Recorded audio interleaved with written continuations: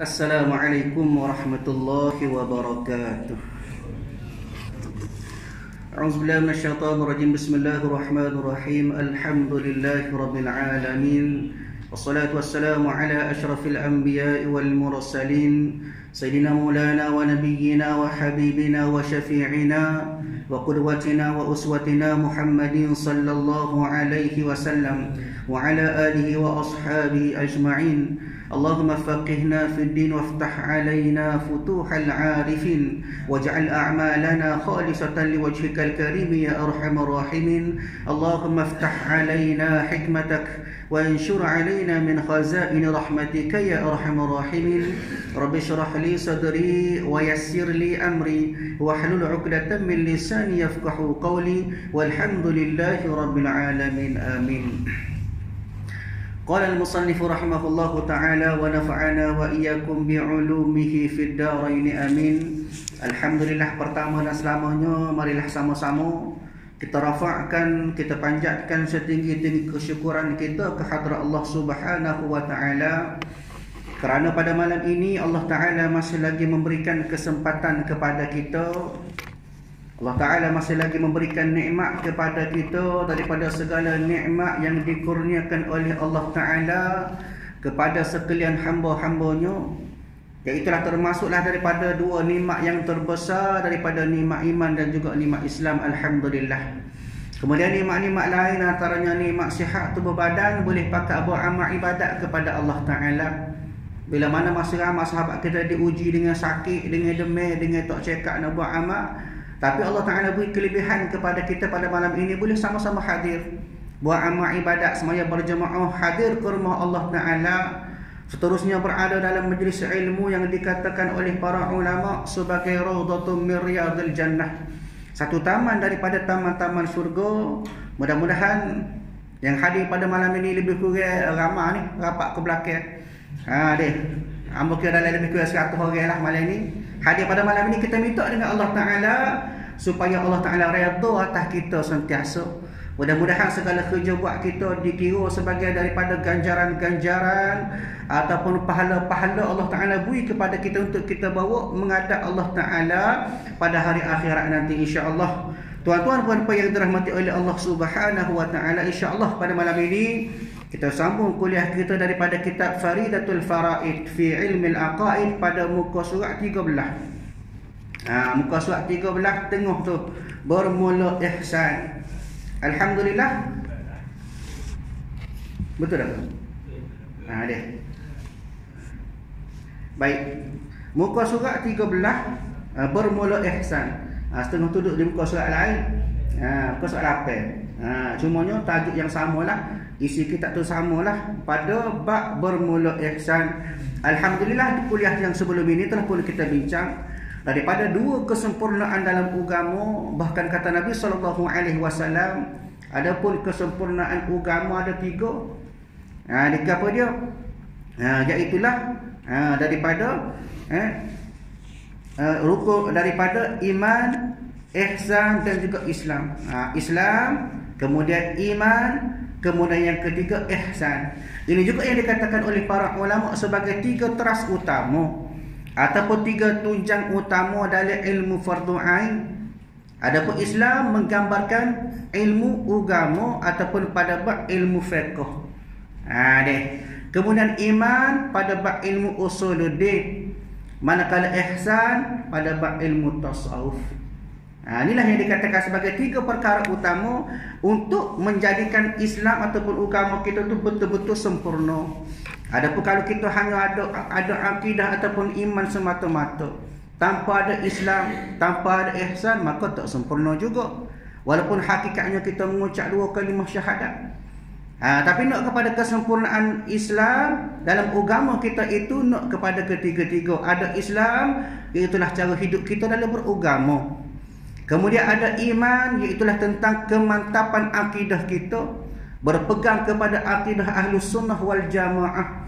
Kemudian ihsan, iaitulah bagaimanakah ihsan kita, berbuat baik kita, hati budi kita, jiwa kita, keadaan hati dalamnya kita itu dengan sesama makhluk, ataupun juga disebut sebagai hablum minallah wa hablum minan nas. Maka 3 tunjang inilah ataupun 3 punca inilah yang menyebabkan sempurnanya Islam kita tu.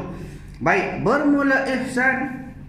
Mari ni kita cerita bab ihsan. Bermula ihsan itu gapo dia? Maka bermula ihsan itu berbuat baik. Adapun buat baik itu semua dikatakan sebagai ihsan. Tak kira lah buat baik sesama kita manusia ko ataupun sesama haiwan ko, kita dengan binatang buat baik, maka ihsan juga. Kita dengan daun kayu, kita dengan segala makhluk Allah Taala, hak mana bernyawa, maka dikatakan sebagai ihsan. Janji benda tu benda baik, maka disebut sebagai ihsan. Baik. Berbuat baik dengan bahawa ikhlas oleh seseorang pada segala taatnya. Maknanya dalil banyak-banyak buat baik itu ada buat baik yang dikatakan tidak ikhlas. Ada buat baik yang sekadar nak tunjuk kat orang. Ada buat baik sekadar nak suruh orang nampak kita ni bagus dan sebagainya, itu buat baik. Tapi betul-betul dikatakan ihsan bila mana kita buat baik dengan bahawa kosak kita, niat kita ikhlas oleh seseorang pada segala taat dia. Buat baik dia ada ikhlas baru dipanggil sebagai ihsan. Ulama meletakkan sebagai makam ihsan merupakan salah satu daripada makam kesempurnaan dalam ibadat juga. Bukan setakat dalam agama, bahkan dalam ibadat kita. Buat baik sekalipun nak kepada ikhlas oleh seseorang pada segala taatnya. Taatnya makna taat seseorang itulah. Maknanya ikhlas, biar mari perasaan ikhlas. Jangan buat ada perasaan riak, nak tunjuk ke orang, nak takabur membesarkan diri kita. Sebab apa? Sebab ikhlas ini merupakan salah satu daripada perkara yang penting dalam agama. Bahkan antaranya kata ulama rahimahullahu taala disebut oleh Imam Izzuddin Abdul Salam. Dia katakan ikhlas, bagaimanakah seorang mukallaf itu melaksanakan ketaatan semata-mata kerana Allah, tidak kerana manusia, tidak kerana tok tua, tidak kerana anak-anak, tidak kerana orang. Maknanya buat amal ibadat taat kita kepada Allah Taala ada perasaan ikhlas kepada Allah Taala. Di mana tidak ada perasaan masya Allah, tidak ada perasaan buat amal ibadat semata-mata lain daripada Allah Taala, tak ada. Kita kadang-kadang bila semaya 2 rakaat tengok berasa ada orang belakang, lain dah semaya dia ni. Pak lain lah, tak kita bagus belakang, khusyuk, ikhlas belakang. Ayatnya mari perasaan hadir, perasaan tidak ikhlas. Dia berasa ada orang belakang, semaya comel sikit, biar lendik malik sikit. Baca biar sedap sikit dah ni. Sujud biar lama sikit. Kenapa? Kerana ada orang. Makna kata tidak ada ikhlas kepada Allah Ta'ala, maka itu dikatakan sebagai tidak lagi bersifat ihsan. Sebab itu ulama sebut tadi, buat taat semata-mata kerana Allah Ta'ala. Bahkan Imam Al-Harawi rahimahullah ta'ala sebut juga ikhlas itu bagaimanakah dia membersihkan segala amal daripada setiap dosa. Buat amal tapi ada dosa. Lagu mana cerita tu? Makna kata buat amal tapi ada gangguan. Tak kira lah dosa ni mana dari segi dosa-dosa yang serair, dosa-dosa kecil lah. Kadang-kadang buat amal ibadat tidak kerana Allah Ta'ala, sedekah kerana manusia, semaya kerana manusia. Ini yang dikatakan sebagai buat amal tapi ada dosa dalam amal tersebut. Sedangkan hakikat sebenar buat amal nak pahala. Sebab itu kena berhati-hati buat amal ibadat biar mari perasaan ikhlas. Begitu juga Abu Osman sebut juga ikhlas pula, iaitu gapo dia? Melupakan pandangan makhluk dengan selalu melihat kepada Khaliq, iaitu Allah Ta'ala. Tak cara kau tu buat amal semata-mata kerana Allah Ta'ala. Tak kira orang nak tengok kau, orang tak si tengok kau, orang nak puji kau, orang nak keji kau. Janji dia buat amal ibadat semata-mata kerana Allah Ta'ala. Ayatnya di sini bahawasanya buat baik dengan bahawa ikhlas oleh seseorang pada taat, segala taat dia tu, segala ketaatan buat amal ibadat kepada Allah Ta'ala, buat mari perasaan ikhlas. Bagaimana? Dan iaitu beribadat kita akan Allah Ta'ala padahal seolah-olah kita melihat dia. Ini dikatakan oleh para ulama sebagai an ta'budallaha ka'annaka tarah. Mu buat amal ibadat kepada Allah seolah-olah Allah Ta'ala tengok mu tu. Lagu mana nak suruh mari perasaan kita ni hormat, takut, kasih, segala perasaan semata-mata kerana Allah Ta'ala. Buat amal ibadah seolah-olah kita fikir Allah Ta'ala tengok kita. Kenapa? Kerana Allah Ta'ala itu maha melihat. Tak kira lah kita buat amal mana pun. Tempat nusuk ke, tempat terai ke, bila buat amal ibadah, ingat bahawasanya Allah Ta'ala sentiasa melihat kepada kita. Barulah mari perasaan sungguh buat amal ibadat. Dia kadang-kadang buat amal ibadat ni bila tak ada rasa kasih kepada Allah Ta'ala, yang mari perasaan lagu lain. Dia kadang-kadang tu email baca panggil pun marah. Tempat lain lah tempat kita duduk. Oh, panggil tu email baca. Nak baca panggil baca rumah lah tu email weh. Dia tempat lain, tempat kita bagus, tunggu belakang. Alhamdulillah. Noyaknya buat amal tidak kerana Allah Ta'ala. Dia sebab itu mari perasaan lagu lain dalam diri dia. Perasaan buat kerana terpaksa, buat kerana malu ke orang, buat kerana orang tak sibuk kata kita tak semayang. Maka nak tak nak kena buai segala perasaan yang hadir itu, bahkan mengganti dengan perasaan kita ikhlas semata-mata kerana Allah Ta'ala. Jadi cara dia macam mana? Buat amal ibadat, kita fikir, kita bayangkan seolah-olah Allah Ta'ala tu tengok kita. Maka tiada patut, maknanya tak layak ataupun tak molek, tak patut bahawa berpaling kita kepada yang lainnya dengan batin atau zahir. Tak layak bagi kita buat amal ibadat kepada Allah tapi hati kita tidak kepada Allah. Bila kata takbir Allahu Akbar, kita duduk semaya dah tapi hati pergi ke dunia, hati pergi kepada makhluk. Dalam semaya ingat anak kecil, dalam semaya ingat hutang orang tu dengan berapa dengan kita, orang ni berapa hutang dengan kita, orang ni tak puas hati lagu mana dengan kita. Segala serba-serbi buat masuk dalam semaya. Sedangkan hakikat semaya nak menyembah Allah Ta'ala. Tu yang jadi masalah kadang-kadang kita dipikir. Allah Ta'ala sebut dalam Quran, innas salata tanha 'anil fahsya'i wal munkar. Sungguhnya semaya itu boleh cegah daripada benda keji, benda munkar, benda maksiat kepada Allah. Tapi kita semaya semua, benda keji buat semua, buat maksiat semua. Tempat lain lah tempat kita bagus. Maknanya semaya itu bila mana tidak sempurna, maka boleh menyebabkan semaya itu tak ada nilai di sisi Allah Ta'ala. Bila semaya tak bernilai di sisi Allah Ta'ala, maka semaya itu tak boleh mencegah kamu daripada buat benda keji, benda maksiat, benda munkar. Sebab itu kita kena kaji, kita kena tengok semaya kita secara mana, buat ibadat kita tu secara mana dengan Allah Ta'ala. Kalau betul bertepatan dengan Allah Ta'ala, nak insya-Allah semaya kita ni lah yang jadi satu perisai kepada kita untuk kita menjauhi daripada benda-benda maksiat kepada Allah Ta'ala. Maknanya kenapa? Bila mana semaya kita itu tetap ataupun sahabat hati kita dengan Allah Ta'ala. Sebab itu mengenai kita sebut tadi, tiada patut bahawa berpaling kita kepada yang lain dengan batin atau zahir. Dia tak layak lah sepatutnya.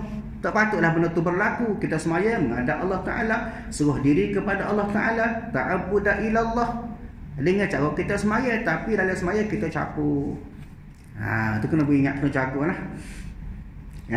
Padahal mengetahui oleh kita bahawasanya Allah Ta'ala itu melihatkan kita. Kita tahu dah bahawasanya Allah Ta'ala tengok kita, tapi semaya kita tak khusyuk juga, semaya kita tak sempurna juga. Padahal kita tahu Allah Ta'ala tengok kita. Allah Ta'ala sebut dalam Quran banyak kali. Antaranya surah Al-Baqarah, Allah Ta'ala sebut pada ayat 110, kata Allah Ta'ala, innallaha bima ta'maluna basir. Sesungguhnya Allah sentiasa melihat segala hak mu buat. Mu semaya, mu buat maksiat, mu buat baik, mu buat jahat, mu buat keji, mu buat muka, mu buat perkara-perkara boleh pahala, mu buat dosa. Segala kerja buat kita Allah Ta'ala tahu belaka, tengok belaka. Tetapi tak khusyuk lagi dalam semaya. Jadi masalahnya pada kita lah sebenarnya tu. Tengok diri kita, tilik pada diri kita sendiri. Apakah sebenarnya yang buatkan kita jadi tidak khusyuk, tidak ikhlas semaya kita kepada Allah Ta'ala. Dan begitu juga dalam surah Al-Hujurat, Allah Ta'ala sebut juga, innallaha ya'lamu ghaibas samawati wal ard wallahu basirun bima ta'malun. Kata Allah, sesungguhnya Allah tahu apa hak gaib di bumi dan di langit. Allah Ta'ala tahu belaka. Dan Allah Ta'ala maha melihat apa yang kamu kerjakan. Kalau kita betul-betul pegang pada ayat Quran ini, takut kita sebenarnya. Dia nak buat dosa takutnya. Sebab apa? Kita fikir, kita sedar Allah Ta'ala tengok kita.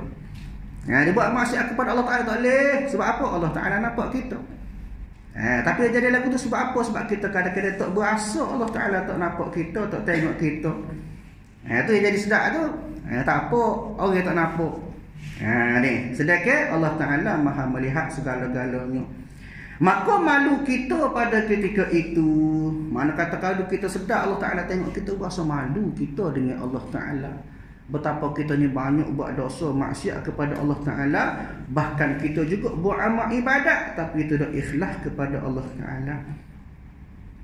Malu sebab apa?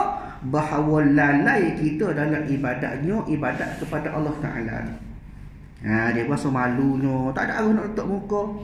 Sebab itulah antaranya kata ulama rahimahullahu ta'ala, disebut oleh para ulama rahimahullahu ta'ala, ada seorang ulama yang hebat. Bila setiap semaya 40 tahun, lepas pada dia semaya, bagi salam yang kedua, Assalamualaikum warahmatullahi, terus dia tutup muka dia. Maka anak murid dia tanya, wahai Tok Guru, buat apa kat mu ni? Setiap kali lepas semaya, lepas wisalah kedua, mu tutup muka.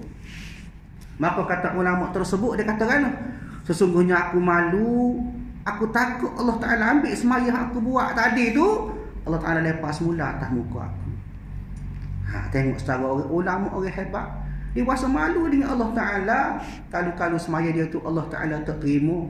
Ni secara ulama. Adapun kita, dia tak cara. Dia tahu dah jelas-jelas dah semaya kita tu tentu dah Allah Ta'ala tak terima. Tapi kita tak ada rasa malu dengan Allah Ta'ala. Itu yang menyebabkan kita jadi semakin jauh dengan Allah Ta'ala. Walaupun kita semaya, walaupun kita buat amal ibadat kepada Allah Ta'ala. Sebab tu nak biar kita ada rasa malu. Bila ada rasa malu, maka amal ibadat kita jadi comel selalu. Rasa malu nak buat tak molek, buat sungguh. Baik. Dan ihsan ini syarat bagi kesempurnaan Islam dan iman. Maknanya sebagai pelengkap. Ada dah Islam, ada dah iman. Maknanya segi ibadat kita hebat, dari segi semaya baik kita bagus, dari segi puasa kita comel. Kemudian dari segi iman kita, i'tikad kita bagus. I'tikad kita yang sebetulnya dengan i'tikad ahli sunnah wal jamaah. Tapi bila mana tidak adalah ihsan, maka tidak sempurnalah akan Islam ataupun agama tersebut. Kena biar ada berlaku ketiga-tiga, barulah jadi kesempurnaan pada agama. Maka tiada sempurna keduanya. Makna kata tiada sempurna kedua itu, melainkan dengan dia, keduanya Islam dan iman, melainkan dengan dia makna dengan ihsan. Itu maknanya, nak ayatnya kita Islam bagus, kita agama kita bagus, ibadat kita hebat, i'tikad kita kemah dah. Tapi dalam masa sama biar ada rasa ihsan kita, buat amal ibadat kita ikhlas kerana Allah Ta'ala. Barulah sempurna agama kita tu. Baik. Masuk isi kitab. Permulaan barang yang wajib. Hak ni tadi dia cerita sebelum kuliah sebelum ni tu cerita mukadimah baru. Ni baru start nak masuk isi kitab, nak berbicara tentang isi utama kitab. Permulaan barang yang wajib pada syarak. Bila sebut wajib, ikut hukumnya bila sebut wajib, maka tak buat dosa. Buat boleh pahala. Itu hukum wajib. Pada syarak, mana dari segi hukum agama kita lah, fi syar'i, pada hukum syarak, atas tiap-tiap mukallaf. Mukallaf ni apa dia? Masuk Islam ke? Cina masuk Islam? Tak, itu mu'allaf. Mukallaf, makna kata ulama sebut, mukallaf ini iaitulah orang yang cukup syarat untuk diberi tanggungan agama atas diri dia.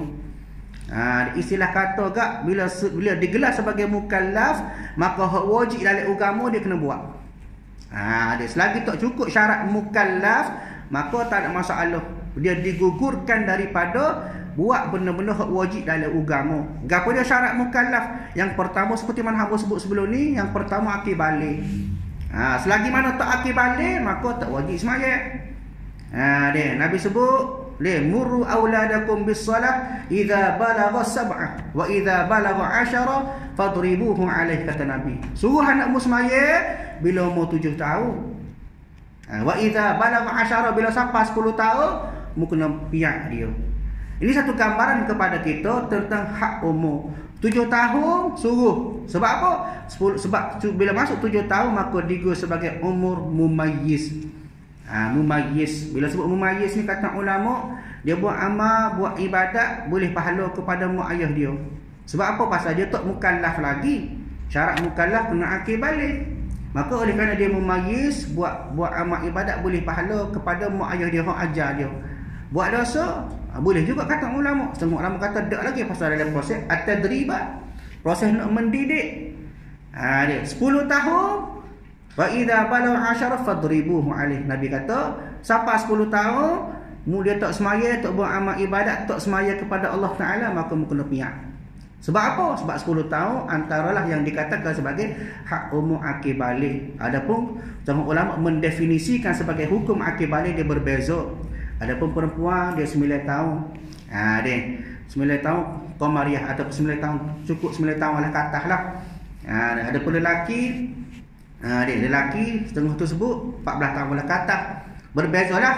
Kenapa? Kerana dia berbeza tahap ataupun berbeza cara akil balik. Perempuan bil haidi dengan darah haid. 9 tahun mari dah haid. Itu perempuan. Lelaki tak ada haid. Lelaki bil ihtilam dengan mimpi. Dia mimpi naik kuda. Tiba-tiba basuh jeruk kena mandi. Maka baliklah dia. Mana kata di sini berbeza perempuan dan lelaki, tetapi rakyat di sini belum, selagi tidak akil balik maka tak digelar sebagai mukallaf. Bila akil balik kata ulama, buku catatan amalan dia pergi sendiri dah. Dosa pun boleh ke dia, pahala pun boleh ke dia.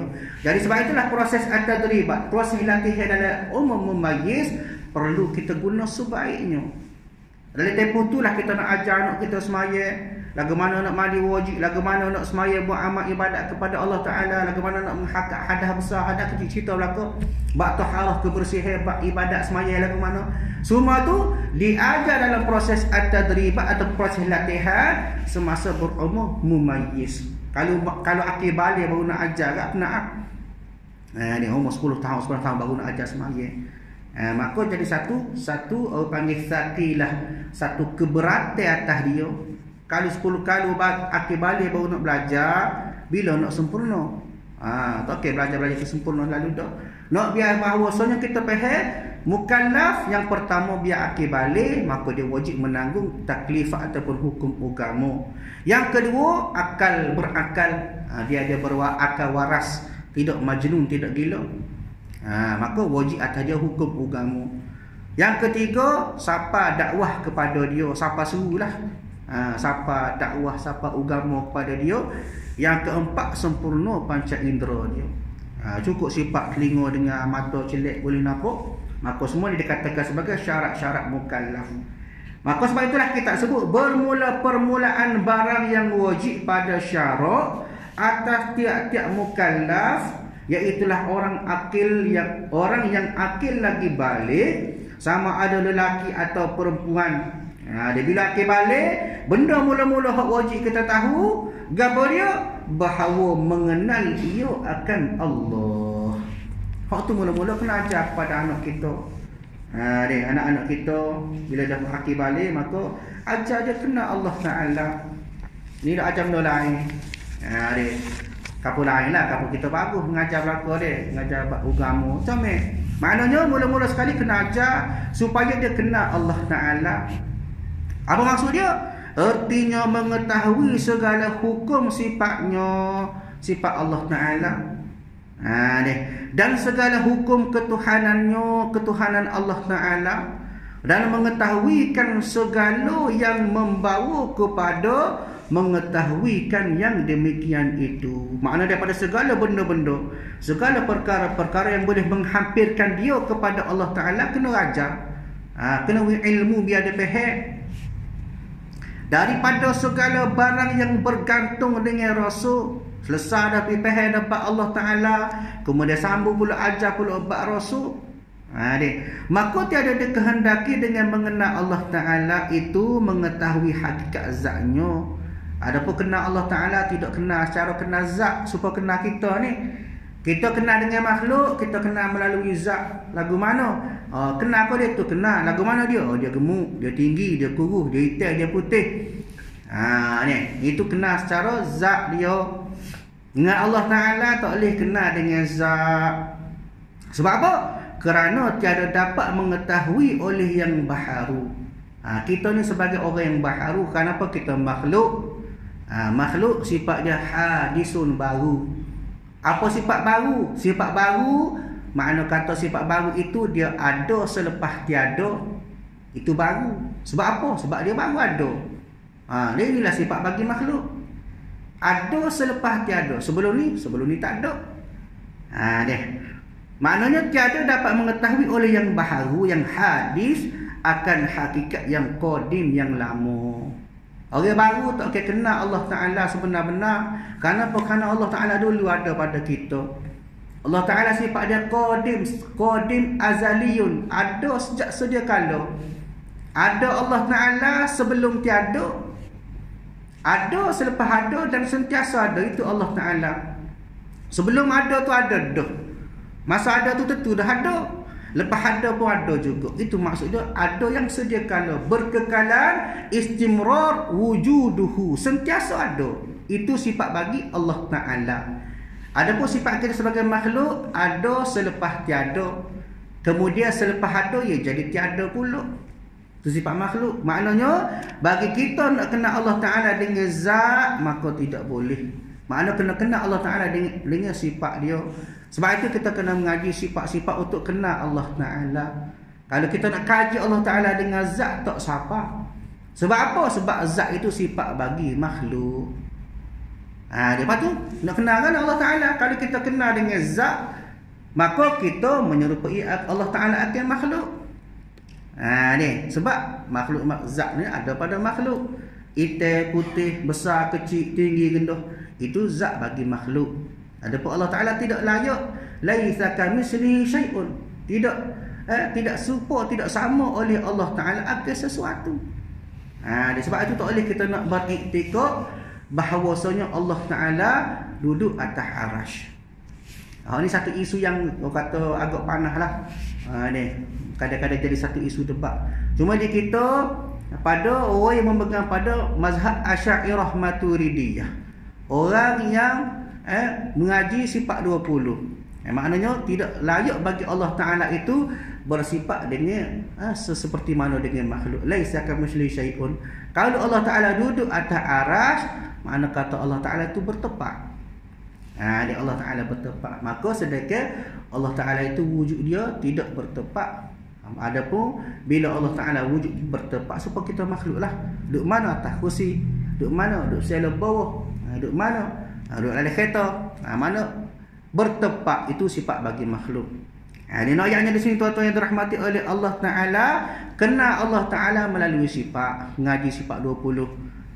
Dia selebihnya itu Allah Ta'ala a'lam. Allah Ta'ala yang tahu. Dia kita nak kaji lebih-lebih tak boleh. Tetap Allah Ta'ala ni. Tu yang kadang-kadang jadi terpesong, ising. Kenapa? Kerana kita nak kaji benda hebat pada kita, benda bisa pada kita, dulu pada kita. Maka kenal Allah Ta'ala atas ilmu kita. Kita mengaji sifat 20, sifat 50, semua tu yang berkaitan dengan kita kenal Allah Ta'ala melalui sifat-sifat lah. Supaya kita tidak kenal Allah Ta'ala atas jalan kita ni, supaya kita kenal dengan makhluk. Maknanya benda-benda ni semua kena wipeheh kepada mukallaf. Anak-anak kita, isteri kita, semualah. Dia maknanya biar faham tentang Allah Ta'ala, tentang Rasul. Maka mengenal mengetahui itu, kita kenal Allah Ta'ala, kita tahu tentang Allah Ta'ala itu jazam. Jazam ni apa dia? Jazam ialah satu bentuk pemahaman kita. Kita kenal Allah Ta'ala dengan kata ulama al-jazmul mutabiq lil haqqi an dalil. Kita kenal Allah Ta'ala dengan pengetahuan yang tetap, yang yakin sungguh-sungguh tentang Allah Ta'ala. Apa maksud jazam? Bila sebut jazam ada tiga. Yang pertama, tidak zon. Zon lagu mana? Zon ni sangka kita. Dia. Kita sangka bahawasanya kita kenal Allah Ta'ala tu 70%, 30% kita tak kenal. Tak boleh. Itu dikatakan sebagai zon. Percaya juga ke Allah Ta'ala ni, tapi sekadar 70%, tak percaya habis. 30% lagi dah main was-was. Betul ke Allah Ta'ala ni kuasa? Betul ke Allah Ta'ala ni melihat? Itu tak boleh. Dinamakan sebagai zon. Yang kedua kata ulama, jazam juga disebut sebagai tidak sok. Apa pula sok? Sok ni kita was-was. Sama banyak. Percaya kepada Allah Ta'ala 50, was-was 50. Dia tak boleh. Dia. Yang ketiga, tidak bersifat ataupun tidak wahan. Wahan ni berat lagi. Lagu mana kita hanya sangkaan kepada Allah Ta'ala 30 kita percaya, 70 lagi tak percaya. Ni tak stasi belakang tu. Haknya biar jazam. Jazam ni biar 100% kita yakin, kita tetap dengan Allah Ta'ala. Sebab itu hakikat ma'rifatullah. Hakikat kita kenal Allah Ta'ala yang pertama biar jazam lil waqi'. Biar jazam, biar hati kita ni betul-betul 100% kepada Allah Ta'ala. Dengan sifat kesempurnaan dia, dengan tidak ada sifat-sifat kecelian bagi Allah Ta'ala. Maka biar yakin 100%. Yang kedua, muwafiq.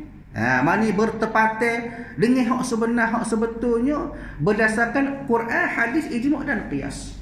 Lagu mana hadis cerita kepada kita Allah Ta'ala, lagu mana Quran sebut kepada kita tentang Allah Ta'ala, ulama sebut pula lagu mana, qiyas ulama pula lagu mana.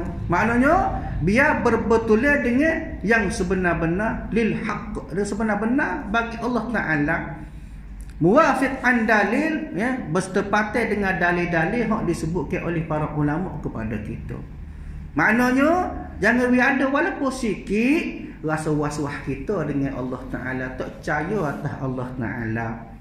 Sebab itu pengarang kita sebut maka mengenal dan mengetahui itu jazam.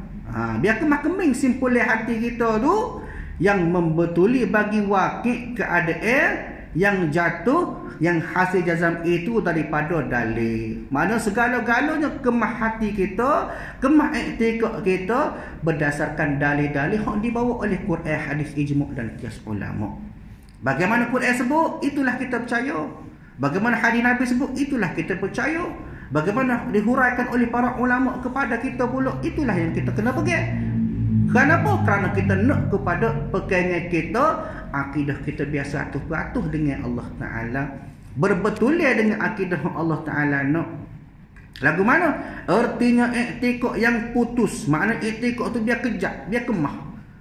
Dia kotik maknanya kemah. Bahasa Melayu maksud dia memanglah kalau ikut pada qamuh, kita buka qamuh, kotik maknanya motong, putus. Tapi bahasa Arab dari segi kaedah sebenar, kotik ni kita kemah-kemih, kita kejap. I'tiqad kita, pegangan kita biar kejap. Yang mengenai akan yang benar, biar tepat, dia betul dengan hak yang sebenar-benar. Yang jadi i'tiqad itu daripada tanda yang menunjuk atas betul i'tiqad itu. Makna kata, inilah yang dikatakan sebagai hakikat ma'rifatullah. Kenal Allah Ta'ala bila mana 100% kita percaya, kena dengan ulama sebut, berbetulan dengan dalil-dalil yang disebutkan oleh Allah, oleh Rasul dan juga oleh para ulama dan sahabat. Itu baru dikatakan sebagai i'tiqad yang jazam. Maknanya dalam akidah biar kena kemah-keming lah. Tak boleh kita akidah kita ni sekadar supaya ramai-ramai, tak boleh. Berakidah dia kena betul-betul. Kenapa? Kerana akidah inilah yang menentukan bagaimanakah keadaan iman kita dengan Allah Ta'ala, dengan Rasul. Kalau akidah kita dah main goget-goget ni, sifat 20 pun tak percaya. Dia sifat Allah Ta'ala Asma'ul Husna apa kita tak pegang, berkaitan dengan Allah Ta'ala pun dah main was-was belakang. Maka hak ni dikatakan sebagai akidah yang tidak benar. Kadang-kadang benar dah tapi tidak kotik, tidak kemah, tak pergi kemah-kemah. Inilah yang kadang-kadang menyebabkan akidah betul dah, tapi kadang-kadang boleh menyebabkan cara hidup kita, keadaan kita beragama Islam pun tidak kemah sebagaimana i'tiqad kita. Maka wajib pada syarak atas tiap-tiap mukallaf mengetahui segala yang wajib pada akal. Makna kata bagi kita orang mukallaf ini mengetahui segala yang wajib pada akal, benda hak siapa dalam fikiran kita. Ulama sebut awal-awal yang wajib pada akal, wajib ada dalam fikiran kita. Gapo dia?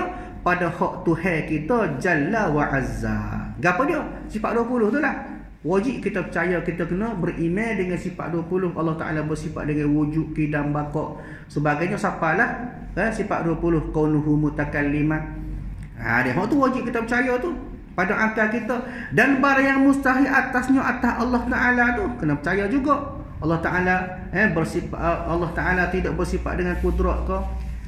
Allah Taala tidak bersifat dengan Allah Taala bersifat dengan lemah contohnya.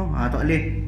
Kenapa? Kerana semua adalah lawan bagi sifat-sifat kesempurnaan bagi Allah Taala. Sebab itulah kita sebut awal-awal lagi, maka Allah Taala itu, pada Allah Taala bersifat segala kesempurnaan. Dia tidak patut bagi Allah Ta'ala bersifat dengan segala kekurangan ataupun kecelakaan. Maknanya kena percaya bila benda tu kena ataupun jadi wajib bagi Allah Ta'ala, kesempurnaan bagi Allah Ta'ala, maka wajib pada syarak untuk tahu, untuk berada dalam akal. Maknanya biar kita iktikad, bukan setakat dalam akal, dalam hati, dalam jiwa kita, semua ni kena berpegang kepada sifat kesempurnaan bagi Allah Ta'ala. Dia juga menolak sifat-sifat yang mustahil bagi Allah Ta'ala, dan menerima segala barang, segala sifat yang harus baginya bagi Allah Ta'ala. Itu tugas kita. Ini yang dikatakan sebagai iman kita, iktikad kita, pegangan kita. Baik. Dan demikian wajib juga atas setiap mukallaf itu mengetahui barang yang wajib pada hak segala Rasul alaihi wassalatu wassalam. Lepas pada pengarang sebut kepada kita berkenaan dengan Allah Ta'ala, maka sebut pula kepercayaan kita, keimanan kita atas Rasul alaihi wassalatu wassalam. Kenapa? Kerana Rasul ini merupakan wasilah ataupun salah satu cabang iman kita kepada Allah Ta'ala, beriman kepada para Rasul yang menjadi sebagai satu perantaraan untuk Allah Ta'ala sampaikan kepada kita. Boleh ke Allah Ta'ala nak sampai direct? Boleh, tak ada masalah. Allah Ta'ala kuasa atas sesuatu. Tapi sebagai satu adat dia, ataupun sebagai satu nak menyempurnakan kemuliaan manusia sebagai khalifah atas dunia, atas muka bumi, maka Allah Ta'ala menyampaikan kepada manusia melalui wasilah Jibril alaihi wassalatu wassalam. Semua ini sebagai satu keadaan Allah Ta'ala nak tengok secara manakah manusia. Kadang-kadang bila mana sampai wahyu kepada kita sekalipun, diturunkan ayat-ayat suci kepada kita pun, ramai mana lagi tak ikut, tak dengar. Di sini satu gambaran kepada kita hebat secara mana kita pun ada sebaik-baik manusia, sebaik-baik makhluk diciptakan, ada khuliqal insan, ada ahsan taqwim, sebaik-baik kejadian, tapi tak boleh pergi pada benda tersebut. Kenapa? Bergantung pada kita sendiri. Sebab itu dalam Quran sebut kuntum khaira ummah, kamu sebaik-baik umat bila mana? Ta'muruna bil ma'ruf wa tanhauna 'anil munkar wa tu'minuna billah. Sebaik-baik makhluk, sebaik-baik umat dah kita. Sebab apa? Umat Nabi Muhammad. Tapi tak boleh pergi waktu. Sebab apa? Selagi mana kita tak buat tiga. Buat benda baik, cegah benda munkar, beriman kepada Allah. Tu syarat dia. Selagi mana tak buat tiga ni, kita mulia secara mana pun tak hebat. Tak bermulia di sisi Allah Ta'ala. Maka sebab itulah kita berpegang bahawasanya bagi Allah Ta'ala itu boleh menyampaikan sesuatu kepada manusia ataupun kepada sekalian manusia itu atas jalan menghantarkan kepada kita pesanan-pesanan daripada Rasul alaihi wassalatu wassalam. Maka wajib beriman juga.